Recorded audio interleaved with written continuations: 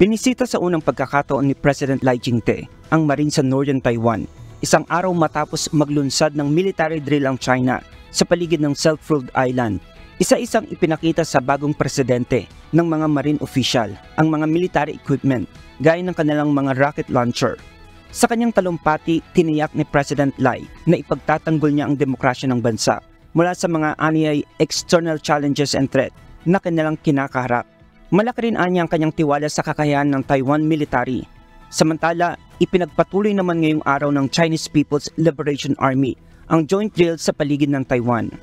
Isinagawa ito sa loob at labas ng isla upang subukan ang kakayanan at kapabilidad ng command na makapaglunsad ng joint strikes at sakupin ang mga tinaguriang crucial areas.